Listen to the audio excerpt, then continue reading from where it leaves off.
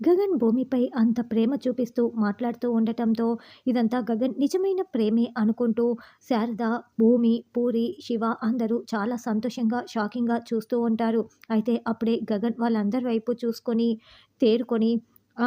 శివ, ఆ chartered account వచ్చాడేమో చూడు. అయినా భూమి ప్లేస్‌లో ఎవరున్నా నేను ఇలాగే మాట్లాడేవాడిని" అని చెప్పటంతో, "అంటే బావ, ఇదంతా నా మీద ప్రేమతో కదా నువ్వు మాట్లాడింది? నా కోసం నువ్వు ఎదురు చూడడం లేదా?" అని భూమి అంటుంది. "ఎవరు చెప్పారు నీకోసం నేను చూస్తున్నానని?" గగన్ అంటే, "లేదు వదిన, నీకోసమే అన్నయ్య చూస్తున్నాడు" అని పూరి చెప్తూ ఉంటుంది. "పూరి, కాస్త ఆపుతావా? శివ, ఆ సీఏ వస్తే చెప్పు" అని గగన్ అంటాడు.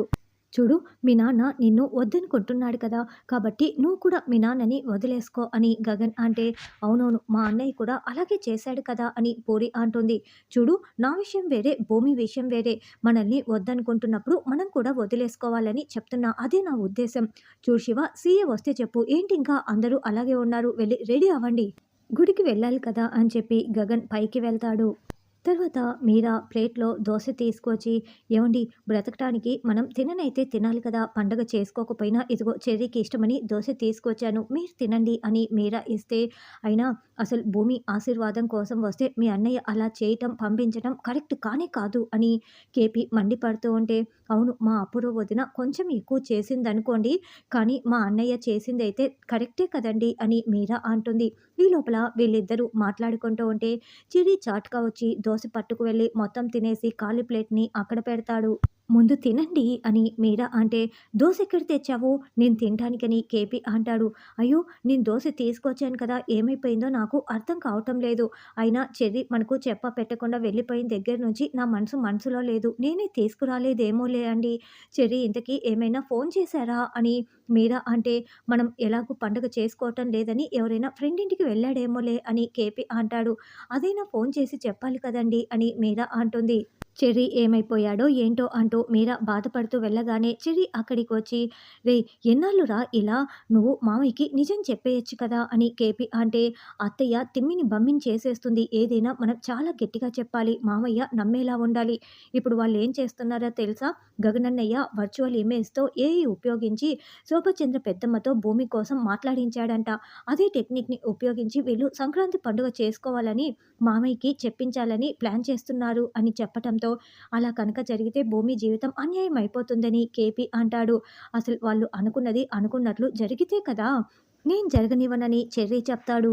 తర్వాత అపూర్వ, "బేబీ, మొత్తం సెటప్ రెడీ అయిపోయిందా?" అని అడగటంతో, "మమ్మీ, నేను ప్రొజెక్టర్‌లో స్విచ్ ఇలా ఆన్ చేయగానే శోభాచంద్ర పెద్దమ్మ అక్కడ ప్రత్యక్షమవుతుంది. పండగ జరుపుకోమని చెప్పేస్తుంది మమ్మీ. మన ప్లాన్ సక్సెస్ అవుతుందని" నక్షత్ర మొత్తం చూపిస్తూ ఉంటే, "నాన్న, ఇప్పుడు చూడండి నేనేం చేస్తానో" అని కేపీ, చెర్రీ ఇంకో కిటికీ దగ్గర నిలబడి ఏదో చేస్తూ ఉంటారు. ఒక కిటికీ దగ్గరేమో నక్షత్ర వాళ్ళు, ఇంకో కిటికీ దగ్గర చెర్రీ, కేపీ ఇద్దరూ కూడా మొత్తం చూస్తూ ఉంటారు. అప్పుడే శరత్చంద్ర మందు తాగుతూ ఉంటే శోభాచంద్ర వర్చువల్ ఇమేజ్‌లో అక్కడ చంద్ర అంటూ పిలవగానే శోభ, శోభ అని శరత్చంద్ర చాలా సంతోషంగా చూస్తూ ఉంటాడు. "చూడు, నువ్వు రాత్రి పగలు లేకుండా ఇలా తాగుతూ ఉంటే నీ ఆరోగ్యం ఏమైపోవాలి" అని శోభాచంద్ర మాట్లాడుతూ ఉంటే, "ఇప్పుడు చూడు, నేరుగా సంక్రాంతి గురించే మాట్లాడుతుంది" అని నక్షత్ర చెప్తూ ఉంటుంది. "నువ్వు దూరమైపోయిన రోజు నేను ఎలా సంతోషంగా ఉంటాను" అని శరత్చంద్ర అంటే, "చూడు, నేను నీకు దూరం అయిపోయినా కూడా ఆత్మగా నేను చాలా సంతోషంగా ఉన్నాను కదా! నువ్వు నా మీద ఇంత ప్రేమ చూపిస్తూ ఉన్నావు. నేను చనిపోయి ఇన్ని సంవత్సరాలు అయినా కూడా నీకు నా మీద ప్రేమ ఏమాత్రం తగ్గలేదు. ఇదే విషయాన్ని నిన్ను చూపిస్తూ నేను చాలా సంతోషంగా ఉన్నాను. కాబట్టి నువ్వు ఇలాగే ఎప్పటికీ పండగ చేసుకోవద్దు" అని చెప్పడంతో, "ఒక్క భోగి సంక్రాంతినే ఏంటి శోభ, ఏ పండుగను కూడా నేను చేసుకోను. నువ్వు చెప్తున్నావు కదా! నేనిలా బాధపడుతూ ఉంటే నన్ను చూపిస్తున్నావని. అలాగే శోభ, నేను చేసుకోను" అని శరత్చంద్ర చెప్తుంటే, "ఏంటి బేబీ ఇలా వస్తోందని" అపూర్వ టెన్షన్ పడుతూ అడుగుతూ ఉంటుంది. "మమ్మీ, ఆ డైలాగులేవి నేను పెట్టలేదు మమ్మీ. ఎందుకు ఆ మాటలు వస్తున్నాయో అర్థం కావటం లేదు" అని నక్షత్ర అంటే, "ముందు ఇంకా వినండి, ఏవో వస్తున్నాయి" అని గోరింటాకు సైగ చేస్తూ ఉంటుంది.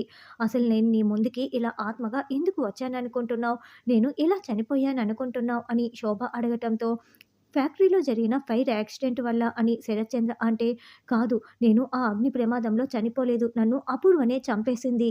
ఈ నిజం చెప్పి పోదామనే నీ ముందుకు వచ్చాను చంద్ర. చెప్పేశాను కదా! ఇక వెళ్తున్నాను" అంటూ శోభాచంద్ర మాయమైపోతుంది. "హమ్మో!" అని అపూర్వ వణికిపోతూ ఉంటుంది. వెంటనే శరత్చంద్ర, పండ్ల దగ్గరున్న కత్తిని తీసుకొని, "అపూర్వ, ఈరోజు నువ్వు నా చేతిలో చచ్చావే! నా శోభను చంపేస్తావా అపూర్వ" అంటూ శరత్చంద్ర గట్టిగా కేకలు పెడుతూ వస్తూ ఉంటాడు. ఇదంతా చూస్తున్న కేపీ చెర్రీ మాత్రం చాలా సంతోషపడుతూ ఉంటే, అమ్మో! బావ చంపడానికి వస్తున్నాడంటూ అపూర్వ వణికిపోతూ ఉంటుంది. "అపూర్వ, అపూర్వ" అని శరత్చంద్ర హాల్లోకి వచ్చి కేకలు పెట్టడంతో, "మీరిక్కడే ఉండండి, నేను చూస్తానులే" అని అపూర్వ, "ఏంటి బావ" అంటూ ముందుకు రావటంతో, "నా శోభను చంపింది నువ్వేనా? నా శోభ ఆత్మగా వచ్చి మొత్తం నిజం బయట పెట్టేసింది. ఇంత చేసి నువ్వు ప్రాణాలతో ఉండటానికి వీల్లేదు. ఇప్పుడే నిన్ను చంపేస్తాను. నీకు అర్హత లేదు బ్రతకటానికి" అంటూ కత్తి తీసుకొని పొడవబోతూ ఉంటే, "బావ, ఆగండి బావ" అంటూ అపూర్వ కత్తిని అడ్డుపట్టుకుంటుంది. "బావా, నేను శోభ అక్కని చంపటం ఏంటి? నువ్వేదో పొరపాటు పడుతున్నావు బావా" అని అపూర్వ బతిమలాడుతూ ఉంటుంది. "లేదు, శోభ ఆత్మ వచ్చి నాతో మాట్లాడి చెప్పిన తర్వాత నేను నిన్ను ఎలా వదిలేస్తాను? ఈరోజు నా చేతిలో చచ్చావే" అంటూ శరత్చంద్ర అపూర్వ జుట్టు పట్టుకొని మళ్ళీ పొడవబోతూ ఉంటాడు. "అయ్యో" అని గట్టిగా కేకలు పెడుతూ ఉంటే, ఈ లోపలే నక్షత్ర మళ్ళీ ఆ ప్రొజెక్టర్‌ని ఆన్ చేస్తుంది. "శోభ, నీకు సంక్రాంతి శుభాకాంక్షలు" అంటూ మళ్ళీ శోభాచంద్ర అక్కడ ప్రత్యక్షమవుతుంది. "ప్రతి సంవత్సరం నువ్విలా పండగ జరుపుకోకుండా కూర్చోవటం నాకు ఇష్టం లేదు చంద్ర. కాబట్టి నువ్వు సంక్రాంతి, భోగి పండుగ జరుపుకోవాలి. అదే నేను కోరుకునేదంటూ మళ్ళీ శోభాచంద్ర మాయమైపోతుంది. చెర్రీ, కేపీ ఇదంతా షాకింగ్‌గా చూస్తూ ఉంటారు. వెంటనే నక్షత్ర అక్కడికి వచ్చి, "డాడీ, ఇదే నేను నీకు చూపించాలనుకున్నది. నువ్వు బాధపడుతూ ఉండటం చూడలేక నేను ఇలా చూపించాలనుకున్నాను. కానీ సరిగ్గా అప్పుడే భూమి వచ్చి ఇదంతా తెలుసుకొని కేపీ మావయ్యతో కలిపి ఇలా కుట్ర చేసినట్లు ఉంది" అని నక్షత్ర చెప్పటంతో, "అంటే ఇదంతా భూమి చేసిన కుట్రనా" అని శరత్చంద్ర అంటే, "మొత్తానికి నువ్వైతే ఆ భూమి చేసిన కుట్రని నమ్మి నన్ను చంపబోయావు కదా బావా! ఇదేనా నువ్వు నన్ను అర్థం చేసుకుంది? ఇంకా నేను ప్రాణాలతో ఉండటం వేస్ట్ బావా! చంపేయ్ బావా! చంపేయ్ బావా!" అంటూ శరత్చంద్ర చేతిలో ఉన్న కత్తిని లాక్కుంటూ పొడుచుకోబోతూ ఉంటే, "నన్ను క్షమించు అపూర్వ, క్షమించు" అంటూ శరత్చంద్ర అపూర్వ చేతులు పట్టుకొని వేడుకుంటూ ఉంటాడు.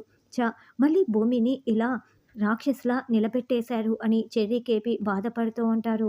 తరువాత గగన్ ఒక మంచి డ్రెస్ వేసుకొని అక్కడ పువ్వులు అన్నీ రెడీ చేస్తున్న భూమి దగ్గరికి వచ్చి నిలబడి గులాబీ పువ్వుని చేతిలో పట్టుకొని భూమి వైపు చూస్తూ మురిసిపోతూ ఉంటాడు. అయితే భూమి మాత్రం గగన్ని అస్సలు పట్టించుకోకుండా పని చేసుకుంటూ ఉంటుంది. "అమ్మా, అమ్మా, నా డ్రెస్ ఎలా ఉంది" అని కావాలనే గగన్ భూమిని అడుగుతున్నట్లుగా శారదని అడుగుతూ ఉంటాడు. "మహారాజులా ఉన్నావని" శారద వెళ్తుంటే, "అమ్మా, అమ్మా, నేను ఎలా ఉన్నానో చెప్పమ్మా" అని మళ్ళీ గగన్ అడగటంతో, "చెప్పాను కదరా ఇందాకే, ఆ మహారాజుకి మహారాజుని ఏమంటారు" అని శారద అంటే, "చక్రవర్తి అంటారమ్మా" అని పూరి అంటుంది. "చక్రవర్తిలా ఉన్నావని" శారద అంటే, "అమ్మ, ఎలా ఉన్నానో చెప్పమ్మా" అని మళ్ళీ గగన్ అడుగుతూ ఉంటాడు.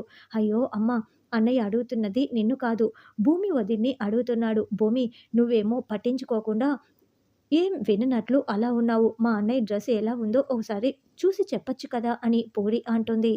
తరువాత గగన్ వాళ్ళందరూ గుడికి వెళ్ళి అక్కడ కర్రసాము పోటీలలో గగన్ కూడా పాల్గొంటాడు.